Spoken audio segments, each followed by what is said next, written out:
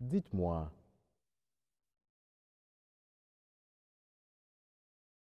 avez-vous d'autres dieux dans vos vies?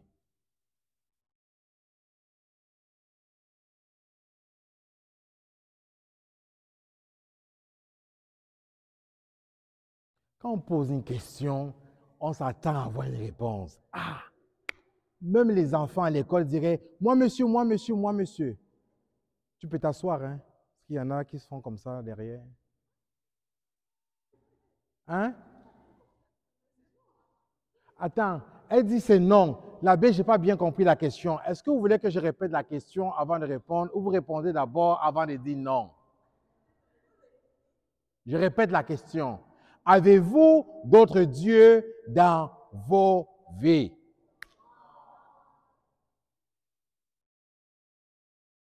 Quel est, nous avons bien entendu la proclamation de la première lecture tirée du livre de la Genèse. Ou bien, c'est la Genèse? C'était quoi? Il y en a qui ne sont pas bien endormis. Dans cette proclamation de la parole de Dieu, là, quel est le premier commandement qui est donné? Quel est le premier commandement donné dans cette première lecture? Vous avez écouté ou vous étiez endormi? Allez-y, oui, Rosalie. Pardon? Tu n'auras pas d'autre Dieu en face de moi. Pourquoi, selon vous, le Seigneur déclare cela? Pourquoi? Oui, Rosalie. À cause du veau d'or qui avait été fait. Quoi d'autre? Quoi d'autre? Ce n'est pas la première fois que vous entendez ce texte-là. Depuis que vous êtes né, là, vous l'entendez au moins 10 fois à la messe dans vos parcours de catéchèse. Maintenant, c'est le moment de l'homélie, là, je veux que ce soit interactif. Dites-moi, réveillez-vous. Alors, pourquoi? Parce qu'il est le véritable Dieu. Eh bien, je répète ma question. Pourquoi il spécifie dans le premier commandement, oui, il est le véritable Dieu. Oui, parce que le peuple avait fait un veau d'or qu'ils ont adoré. Quoi d'autre? Pourquoi? Il se présente comme le Dieu qu'il faut honorer et pas d'autre. Pourquoi? Parce qu'il est un Dieu jaloux.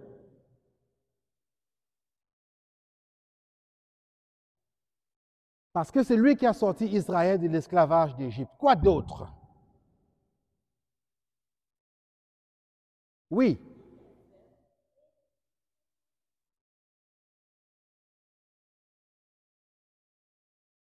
Oui, il les aime, il y a d'autres dieux, mais je ne vais pas faire l'étude des textes avec vous ici comme à l'école primaire. Vous dites, le premier commandement, c'est quoi? Pardon? Je n'ai pas compris. Tu n'auras pas d'autre Dieu. Mais s'il dit ça, c'est pourquoi il dit tu n'auras pas d'autre Dieu. Ah, oui.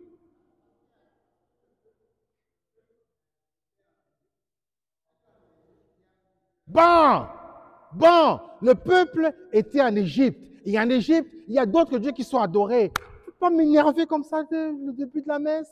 Oui, oui. Voyez-vous, nous avons un rapport bizarre à la parole de Dieu. Quand c'est dans la messe, subitement vous faites comme si c'était quelque chose qui tombait de nulle part, alors que vous le savez. Comprenez-vous? Oui. S'il dit, je suis, vous n'aurez pas d'autre Dieu devant ma face, c'est parce que, il précise, c'est moi qui, je suis le Dieu qui vous a fait sortir d'esclavage. Et comme vous le spécifiez, en Égypte, il y avait d'autres dieux. Hein, Ra, Seth, et qui d'autres, tous les dieux égyptiens, il y avait une multitude.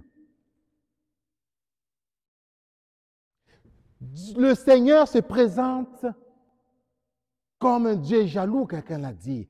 Il veut l'exclusivité. Il veut l'exclusivité comme qui? Comme qui? Qui aime l'exclusivité? Hein? Il faut parler fort. Il aime l'exclusivité comme qui? Dis, il faut dire, n'aie pas peur, on est en famille.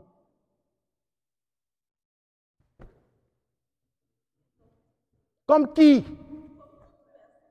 Toute personne, il faut parler pour vous, maman Nadège.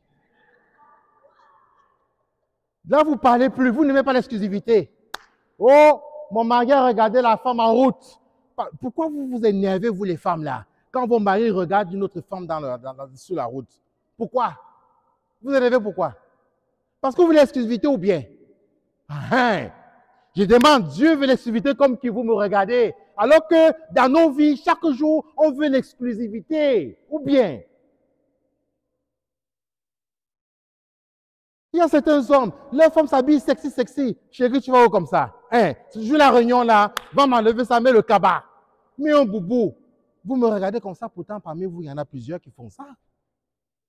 Ou bien, on veut l'exclusivité ou pas? Bon, on veut être l'employé, on appelle ça quoi? L'employé modèle. On veut être la compagnie compétitive. On veut être la communauté chrétienne phare. On veut être le plus populaire sur TikTok, sur Instagram, sur Facebook, ou bien. Mais ça, on aime l'exclusivité. Mais quand Dieu nous dit, moi je veux l'exclusivité, là, ça nous énerve. Pourtant, nous avons été créés à son image.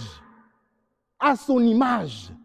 Parce que lui, il aime l'exclusivité. Nous aussi, on aime l'exclusivité. Ou bien, on est comme lui. Il nous a créés à son image ou bien. Oui ou bien. Bon. Vous devez certainement vous demander où est-ce que je vais en venir. Vous avez dit, je n'aime pas, on n'a pas d'autres dieux. Pourtant, on a d'autres dieux dans nos vies. Nous avons plein de dieux dans nos vies. Parce que quand on lit ce texte de l'Exode, nous on voit de façon claire le veau d'or. Oh, j'adore pas d'autres dieux. Pourtant, parmi les chrétiens, il y en a beaucoup qui passent le temps chez les marabouts. C'est votre cas, la mère. Puisque vous dites ça avec une affirmation vérité. Parce que quand vous dites vérité, ça veut dire que vous condamnez l'autre. Hein? Ça veut dire que vous connaissez certainement des personnes qui vont chez les marabouts. Ah, moi, je ne connais personne des... Amen. Ou bien, nous avons affirmé tout à l'heure, moi, je n'ai pas d'autre Dieu. Je n'ai pas d'autre Dieu. Pourtant, nous sommes les premiers à aller consulter l'horoscope. Consulter l'horoscope, là, c'est quoi? Dites-moi. Quand on ouvre le journal, on va regarder l'horoscope. Mon horoscope dit quoi ce matin? C'est quoi ça? C'est quoi? C'est juste une science comme ça. C'est juste consulter la météo. C'est comme consulter la météo, aller consulter l'horoscope.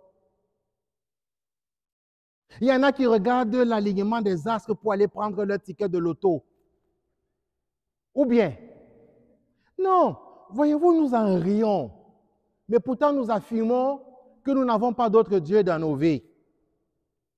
Pourtant, il y a des choses qui sont exclusives dans nos vies. Arrêtons-nous quelques secondes et essayons de regarder qu'est-ce qui est exclusif dans nos vies. Là, nous nous rendrons compte que nous sommes infidèles. Nous sommes infidèles. Infidèles. Bien-aimés dans le Christ, Saint Paul, dans la deuxième lecture dont nous avons entendu la proclamation, nous rappelle que si vous et moi, nous sommes chrétiens et chrétiennes, si nous sommes disciples du Christ,